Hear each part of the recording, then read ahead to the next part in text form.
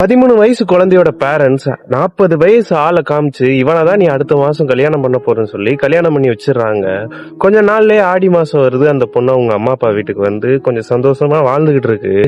ஆனா அந்த பொண்ணுக்கு அப்ப தெரியல இதுக்கப்புறம் நம்ம வாழ்க்கையில சந்தோஷமே இருக்காதுங்கிறது. தமிழ்நாடை சேர்ந்த சீதாங்கிற பொண்ணுக்கு வந்து தன்னோட 13 வயசுல உங்க அம்மா அப்பா வந்து இந்த பொண்ணை கடைசியா கரை சேர்த்தாகணும் அப்படின்னு சொல்லி கரை சேர்த்து 40 வயசு ஆளு கல்யாணம் பண்ணி வச்சிடறாங்க. ஒரு வருஷம் அந்த பொண்ணோட வாழ்க்கை நல்லபடியா தான் போகுது. அதுக்கப்புறம் இந்த 40 வயசு ஆளு வந்து ரொம்ப வந்து போதைக்கு அடிக்டான ஒரு ஆளு அந்த பொண்ணை ரொம்ப டார்ச்சர் பண்ண ஆரம்பிக்கிறாரு. டார்ச்சர் பண்ணிட்டே இருக்காரு. சீதா வந்து அவங்க அம்மாட்ட தன்னோட 14 வயசுலயே அம்மா எனக்கு பயமா இருக்கு நான் வந்துடுறேன் அப்படின்னு சொல்லும் போது அவங்க அம்மா வந்து கல்லானாலும் கணவன் புல்லானாலும் புருஷன் நீ அங்கேதான் இருக்கணும், நீ என்னதான் உனக்கு ஆனாலும் நீ அங்கேதான் இருக்கணும்னு சொல்லி அந்த பொண்ணை சொல்லணும்னா அந்த பொண்ணும் சரி வேற வழி இல்ல நம்ம வாழ்க்கை இப்படிதான் போகணும்னு சொல்லி வாழ ஆரம்பிக்கிறாங்க. அந்த 40 வயசு ஆளை கல்யாணம் பண்ணி 12 வருஷத்துல 9 குழந்தைகளை வந்து சீதா பெத்தெடுக்கிறாங்க. அதுல வந்து 7 குழந்தைய வந்து பெண் குழந்தைங்க, கடைசி 2 குழந்தைங்க தான் ஆண் குழந்தைங்க. இவர் வந்து ரெகுலரா வந்து இந்த பொண்ணை அடிச்சு துன்புறுத்த மட்டும்தான் செய்வாரு தவிர இந்த குழந்தைகளுக்கு தேவையான எதுவுமே பண்றது இல்ல.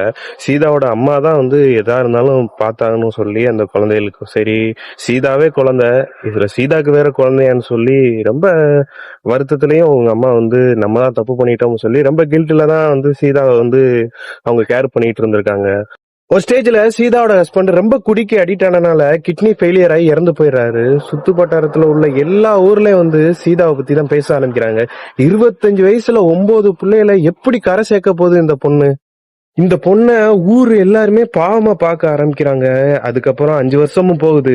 இந்த விஷயத்த எல்லாத்தையும் தெரிஞ்சுக்கிட்ட கணேஷ்ங்கிற ஒரு பையன் அந்த பொண்ணை மீட் பண்றதுக்காக அந்த பொண்ணை தேடி வரான். அந்த பொண்ணுகிட்ட நிறைய விஷயங்கள் சொல்ல ஆரம்பிக்கிறான். அப்ப வந்து சின்ன வயசுல இருந்தே எங்க அப்பா அம்மா எங்கன்னு தேடும் போதுதான் எனக்கு தெரியுது நான் ஒரு அனாதைன்னு. நான் அனாத ஆசிரமத்துல கஷ்டப்பட்டு படிச்சு இப்ப நல்ல உத்தியோகத்துல இருக்கேன். என்னதான் நான் பெரிய உத்தியோகத்துல இருந்தாலும் எனக்குன்னு சாப்பிட்டியா தூங்குனியான்னு கேக்குறதுக்கு ஆள் இல்ல.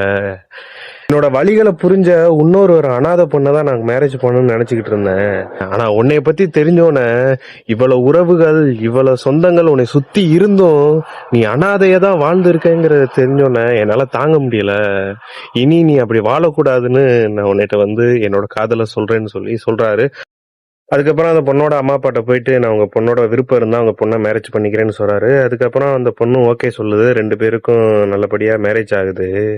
இந்த உலகத்திலேயே ரொம்ப சந்தோஷமா வாழ்றது கணேசும் சீதா தான். சீதாவோட மூத்த மக தேன்மொழி இதை என்கிட்ட சொன்னாங்க.